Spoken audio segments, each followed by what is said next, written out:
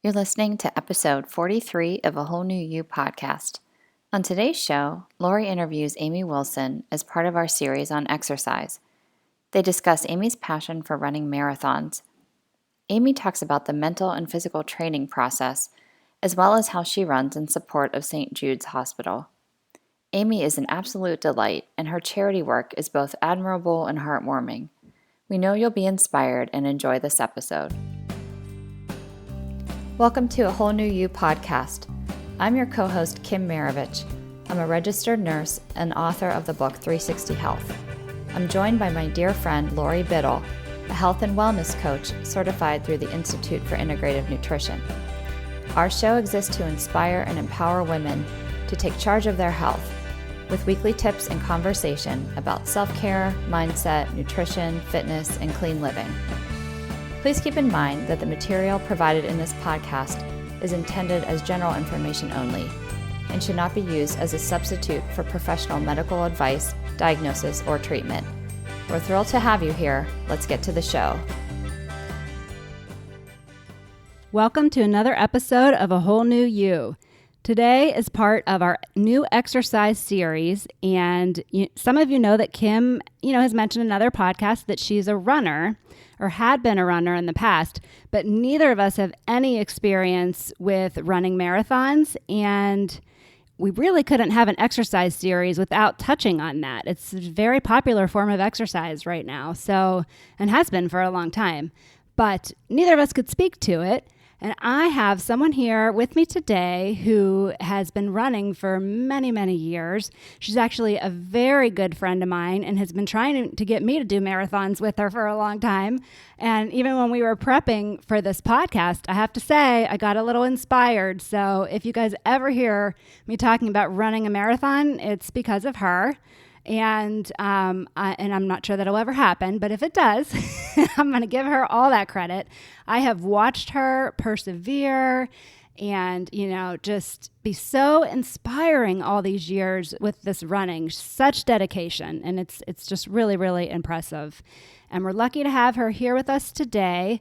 She's going to kind of walk through the process a little bit. And, for anybody who has been kind of wanting to run a marathon, doesn't even know where to start, we're going to review a lot of that stuff with you so that you feel empowered, to take this on if it's something you're interested in.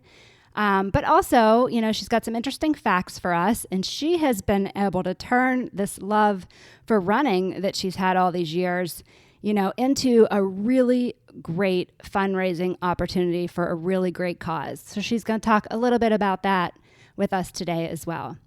So here is my friend Amy Wilson, and she's going to give us a little bit about her background and her history with running.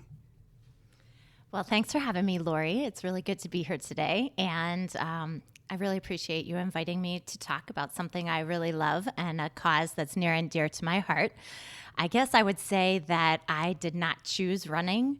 Running chose me. I am a daughter of a Boston Marathon runner who really believed that my sister and I were going to be fierce runners and highly competitive. So I started running at the age of 5. My father was pretty obsessive with a lot of things, and running was one of them. So my sister and I both ran for a local track and field team, and we ran almost every day after school. We ran in the rain. We ran at night. I just remember my father following my sister in a car at night with the headlights on so that she could get her run in. And when I hit 4th grade, I decided I wanted to follow other endeavors and become a dancer. So I hung up my running shoes, which disappointed my father greatly. And I did not run again until I played field hockey in high school. So it was just for training and just for playing the game. And then after I graduated from high school, I was an exchange student in Argentina, and I just happened to pack on some pounds. So when I hit college, I started running again as a way to lose weight and to get back in shape. So basically, that's where my running journey began again. I love that. Thanks for sharing all that with us. That was really young to start running. So let's see, my kids are 13 and 11, so maybe I need to get them out there hitting the pavement so they develop this love for running. We'll see about that. You have got us to a couple kids marathons, you and some of my other girlfriends who are very involved with the kids marathon here in Pittsburgh. They did get us, my whole family, up and running a little bit, so that's good, again, for a good cause. But Amy, if I was ever ready to run a marathon, where would I even start? Well, I would definitely tell you, Lori, that before you tackle 26.2 miles, I would start small. I would start with a 5K and build your way up to that full marathon. It definitely has been done. People have just decided one day that they wanted to run 26.2 and make it happen. However, for me, I need to have a smaller starting point. The first thing I'd say, if you want to be an author, what do you have to do? You have to write. If you want to be a dancer, what do you have to do? You have to dance. So if you want to be a runner, you got to run. The very first thing I would definitely recommend is getting fitted for shoes at a running store where they can assess your gait and help you pick a pair that is best suited for your body and your feet so that you don't get injured. I think that's a big mistake that people make when they first start running. You pick your shoes because they're really cute or you really like that color, but they may not be the best choice for your body and your feet. That's interesting. Okay. I shouldn't wear my old Nikes that have been like probably soles worn down and no support if I decide I'm going to go out and start running. So I think it's probably as easy as, just registering online, but I just wanted to touch on, the registration process and if it's different for, different marathons, as well as, how to go about and start to tackle training for something like this. Well, registration is typically a pretty easy process. Once you know which race you want to run, most of them just have an online registration process. The earlier you register, the less expensive it is typically. So if you know what race you want to run, register early and you tend to pay less for it. And you want to give yourself, especially if you're running a long race like a marathon, you need to give yourself time to train for that race. Typically, training for a marathon takes approximately 16 to 20 weeks. So you need to kind of gauge that as you're planning. And then I am a lover of training programs. I am a regimented person. I like routine. I don't like to just go in wing it when I'm training for a race. So I would highly recommend using the internet. It's a free resource. There are so many training plans out there. For my first marathon, I used Hal Higdon. There's also, if you want to train for your first 5K, there's from couch to 5K. There is the Galloway method, which is a walk run, and you're doing intervals where you walk a certain amount of time and then you run a certain amount of time. There's also a book called Run Less, Run Faster that my husband has used multiple times to qualify for Boston. And then there's the Hansen method that I've also used, which is a lot higher mileage. There is a plan for anyone. Anyone can do this. You just have to find the plan that's right for you and get started. See how inspiring she is? This is what is happening. I'm kind of like, okay, maybe I can do this. I'm sure a lot of you are too. But now that we've talked about, how you prepare and where to even start, what the heck goes through your mind when you are doing a long run, like let's say 26.2 miles? How do you even get through that? Like, how do you power through? What kind of self-talk are you doing? What's going on around you? Like, maybe just give us, a little inside scoop on, race day and what's going on. And then my other question, and maybe we'll start with this one because I just found it kind of interesting. Like, where did the 0.2 come from? 26.2. Like, why isn't it just 26 miles? Why is it 0.2? But yeah, Amy has some cool facts on that too that I think you guys will find interesting. Well, I actually had to look this one up for you, Lori, because even though I've run marathons in the past, I wasn't quite sure where the 0.2 came from.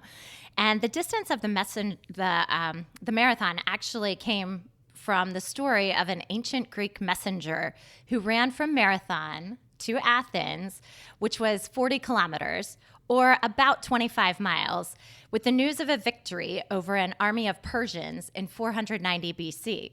And then the messenger was exhausted and collapsed and died.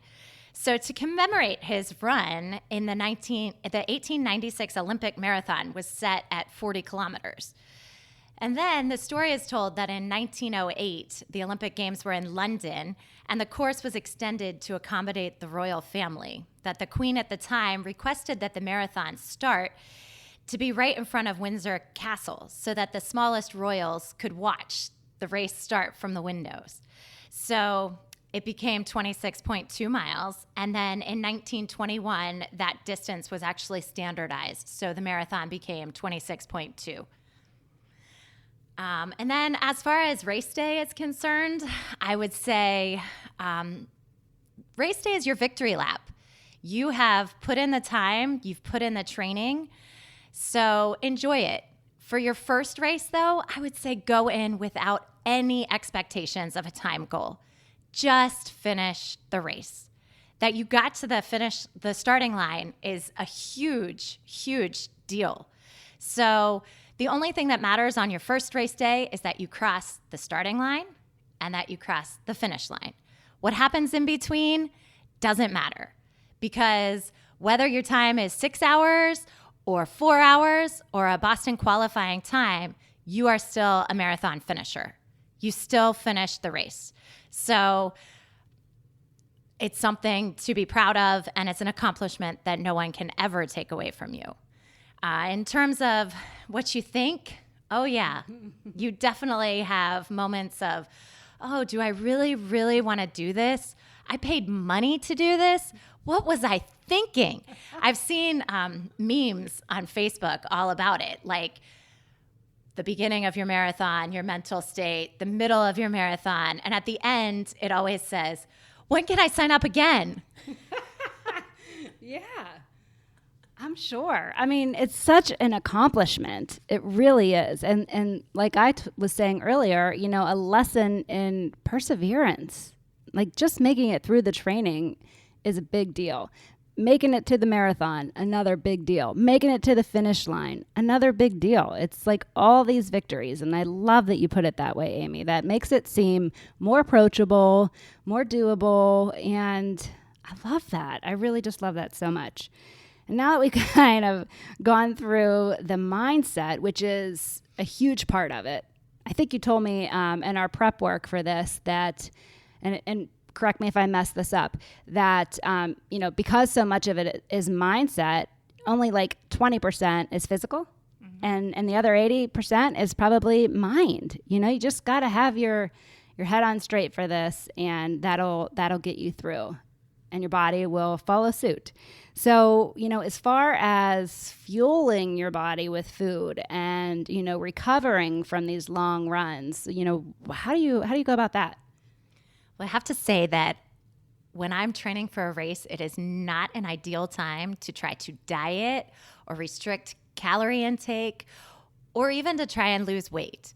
You are running all the miles. Your body needs energy. Your body needs food. And the best thing that I can tell you is to practice everything you do. So before race day, you need to check and see what fuel they have during the race. So typically during a long distance event, they give out goo, which is a fuel. It's kind of gross. It's like a gel that you eat to take in calories. And sometimes they have caffeine, but I have friends who they do not agree with their stomachs. So if you have not tried it before race day, don't do it that day. Same thing with your fluids. If you don't drink Gatorade on your training runs, and that's what they have during race day, don't drink it. Same thing with your apparel. Nothing new on race day. No new sports bras, no new shorts, no new shoes or socks, because you never know what will happen when you're running that distance. So in all things, practice. practice what fuel you're going to use. And the same goes for your training plan. If I do have friends that I know that have trained for 26.2 on a treadmill inside, but if your race is going to be outside, you cannot guarantee a sunny, cool, beautiful day that you're going to run that race. So if it's raining, you get to go run 26.2. So your best case scenario is to practice. And if you're set to do a training run and the weather is horrible, go do it anyway. Yeah, that's a really good point, because race day is race day. You don't know what you're going to get. So you have to train and be prepared for anything. So along with Amy, a lot of my very good friends are runners, and they run in my neighborhood a lot. And they have put drinks and hydration in my mailbox along with a lot of other people. And I just think it's hilarious because they've got it like all mapped out, like before this run, where they're going to place their water and, you know, what they can carry on them and things like that. And you need to. I mean, you have to be prepared. Like, your body cannot go out and do that long run with no fuel. Like, it's not possible. So we need to set ourselves up for success. And they certainly do that. So she had a lot of great tips. I've never heard of goo. That sounds really nasty. But I guess if you're running and, you know, and you need that, I'm fueling my body. And there's stuff in there that's going to help you. But I love the point too. Don't try it on race day. Don't try anything for the first time on race day. That's super good advice. And, you know, you've already shared so much of your experience and so many good tips. But overall, like, looking back on your experiences, what has this, you know, running marathons taught you? What have you learned from it? What have you learned about yourself, if you want to share that? What have you learned about life? What have you learned about the running community as a whole? I know you've told me many times it's such an amazing supportive community, and being a part of something like that is, you know, so amazing. So would just love to share a little bit, or, you know, love to hear you share a little bit about your experience and what it's taught you. Now we'd like to take a minute to give a shout out to our show partners, Perfect Supplements and Amazon. Perfect Supplements is a family-owned and operated business that supports local farms. Their superfoods and supplements are non-GMO, third-party tested for purity, and contain no synthetic ingredients, colors, or flavors. They're also organic or wild harvested and fairly traded. Products range from collagen and bone broth powders to plant proteins, greens, desiccated liver, and adaptogenic herbs. Perfect also carries vitamins and supplements from other reputable sources like Just Thrive, Dr. Mercola, Gaia Herbs, Green Pastures, Garden of Life, and Prescript Assist. To check out their wide array of products, go to perfectsupplements.com/Kim. If you use coupon code KIM10 at checkout, you'll get 10% off your order. This is a great way to get superfood nutrition while helping to support our podcast. And just as a disclaimer, it's not the intention of our podcast to provide specific medical advice, but rather to provide you with information to better understand the role of dietary supplements in health. We urge you to consult with a qualified health provider to discuss both the advantages and risks of using dietary supplements. Our other show partner, Amazon, is the largest online warehouse and carries just about everything you need. If you shop on Amazon, which is likely, you can support our show at the same time at no additional cost to you. Simply use our affiliate link to enter the site, then browse and buy, just as you normally would. A Whole New You podcast will make a small commission from your purchase, which helps to support production costs for the show. You can find a clickable Amazon link in the show notes for this episode. You can also go to the products page of our website, awholenewyouPodcast.com, to find the link. If you love our show and appreciate the free information you get each week, please consider buying from Perfect or using our affiliate link when making purchases on Amazon. Now let's get back to the show. So much of running is like life. So you can learn a lot about yourself and about life through running. I say that bad runs are kind of like bad days. You get up tomorrow and it's going to be a new day and you have a new chance to make a difference and grow. And it's the same way with a bad run. So they can't all be personal bests, and they all can't be record breaking, and they all can't be winners. So take those bad runs and learn from them. I know a lot of people are also afraid of the hills when they're running. I have a lot of friends that live in Cleveland, Ohio, which is very, very flat. So when we go and run races elsewhere, they are scared to run those hills. But there is so much to be learned on the hills in life and in running. So it takes perseverance, it takes hard work, and the effort is worth it because of the view that you get at the top. And you get to coast back down afterwards. And like Lori was saying, the running community is a super supportive one. I am blessed to have grown up in that community. My dad had a wonderful circle that he surrounded himself with. I grew up cheering at races and watching runners finish grueling races. And I will tell you that if you have not been to witness a marathon, it is an awesome, awesome experience. Runners come in all shapes and sizes. There is no stereotypical runner. So tall, short, heavier, lighter, muscular, slender, anybody can run. So it's awesome to watch humanity and people cheering each other on to that finish line. So I'm going to say the last thing I want to say about that is that comparison is the thief of all joy. So it is the same way with a run. You have to have your own goals and focus on you. You don't need to focus on other people's goals. And I'm very blessed with the ladies that I run with that we all are there to cheer one another on. We are always excited to see the others succeed and hit their goals and do well at races. So I think that's a really important thing to note as well. Yeah, I love that, Amy. And I know you've learned so much, about life, about your mind and your body and all of those things. But you've also taken, this experience and had it serve a much bigger purpose, much bigger than you. And it's just so amazing the work that you've done. I know you're highly involved with St. Jude, and you've gone and toured the facilities many times. You have a couple personal experiences, lives that, personally have been touched. And you do an excellent job of raising money for St. Jude's and for this cause with your runs. And I'd love to hear a little bit more about that. Well, I started supporting St. Jude's, I don't even know how long ago now. So about between 8 and 10 years ago. I lived in a small town outside of Cleveland called Avon Lake, Ohio, and I was a member of an early childhood PTA, and a member of our group had a daughter who was diagnosed with DIPG. It's called diffuse intrinsic pontine glioma. It is a rare and always fatal form of brain cancer, and she just happened to be a patient at St. Jude. I did not know Emily, and I did not know Sophie, but our paths crossed later on in life because my oldest daughter, Taryn, went to preschool with her second daughter, Sarah.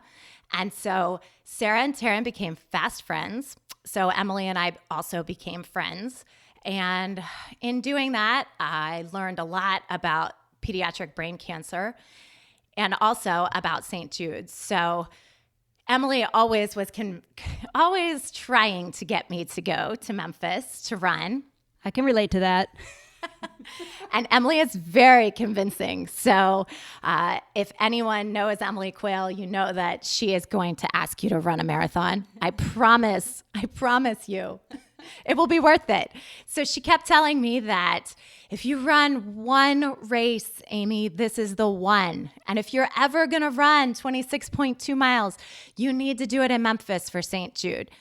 So after I had my third child, I was at, of course, Emily's race for Sophie. They have a race celebrating Sophie's life. Her birthday was the 4th of July. So every 4th of July, they have a race. It's called the Bash and Dash, to raise money for their foundation called Smiles for Sophie Forever. And they have a threefold mission. So the first one is that they help other families who are battling pediatric brain cancer, and they give money in the form of grants. The second one is that they fund research to find a cure for pediatric brain cancer. And the third is to give back to St. Jude's. So at the race, my baby was 11 weeks old, and I had a friend say, "Oh, we're going to St. Jude this year. Why don't you come?"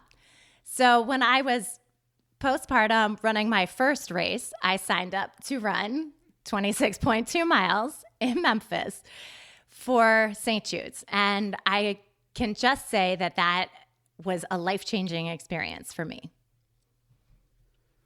I bet. First of all, I don't know how you did that. I remember being at that point in postpartum, and I was lucky if I was functioning.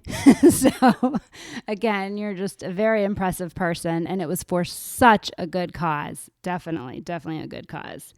So, Amy's very active on social media about her fundraising for St. Jude. Last year, she did such an amazing job. Was it last year or 2 years ago? 2 years ago, she actually won a car from St. Jude for, her efforts and hitting her goals. So, she's always posting and creating awareness about brain cancer and children and, how tragic it is, and trying to put us in the shoes of these families going through this loss and just helping, just trying to inspire people to help. So I'd love to hear, Amy, like some of the stats that you share on social media, because I think they're super powerful, as well as, just some of your past fundraising goals and, what the goal you've set for yourself this year. Okay, well, there is roughly, let me first talk about DIPG a little bit. DIPG is such a horrible form of brain cancer because it is diffuse. That means that the cancer cells are in the brainstem and they are entangled with healthy cells and the healthy part of the brain, making surgery impossible and making removal of the tumor impossible. The other thing that's so heart-wrenching about DIPG is that it's in the pons, which actually controls your breathing, your speaking, your motor skills. So it robs the child of all of those things, but yet leaves their cognitive abilities intact. So in essence, the child is trapped inside of their body as it is failing, and they're completely aware of what is happening to them. The only treatment really for DIPG at this point is radiation. It only buys you time. So parents are given, I think it's 12 to 14 months. Like survival that long is rare. It's typically around 9 months. Sophie fought for 7.5 months and she was gone. So it is a devastating illness for families to face. And they do have some treatment protocols that they have been working on at St. Jude. So St. Jude was started by Danny Thomas. He was a famous actor. And if you don't know the St. Jude story, it's actually rather cool. Danny Thomas was struggling. And so he went into a church and prayed. And he said, he prayed to St. Jude. St. Jude is the patron saint of lost causes. And he said, if you help me find my way in life, I will build you a shrine. And he put the money that he had in the coffers at the church. In the meantime, his wife was in the hospital, had just delivered their first daughter, Marlo, which I'm sure you've heard of her. And he needed roughly 10 times that amount of money to pay to get his wife and child out of the hospital. And he went home and got a phone call that night and got a job, which paid for that to happen. And so he continued with this pledge to St. Jude that if you help me find my way in life, I will build you a shrine.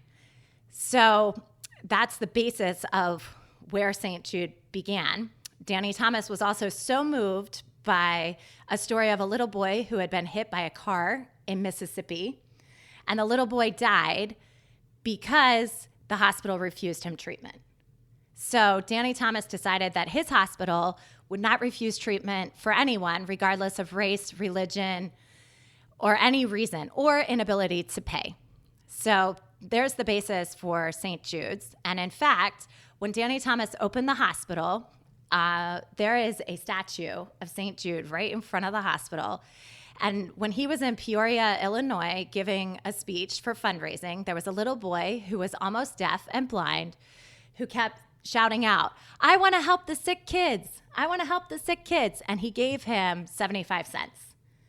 And Danny Thomas put that 75 cents inside that statue in front of St. Jude.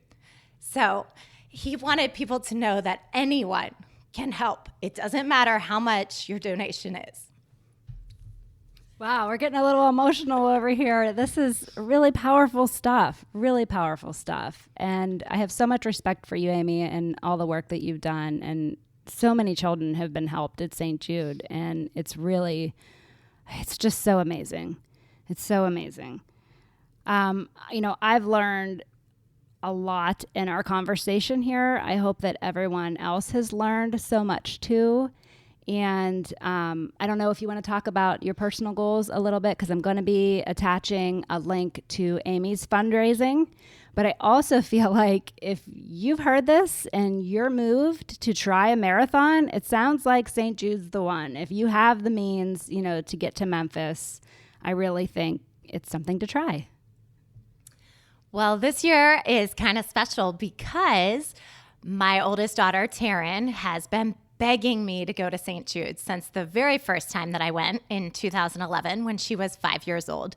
And every year I said, well, you have to at least be able to run the whole 5K because I'm not paying for your airfare to go and not finish the race. So finally this year, my husband and I have decided that it is Taryn's year to come to Memphis. So she is actually fundraising with me. She has pledged to raise $600 for St. Jude.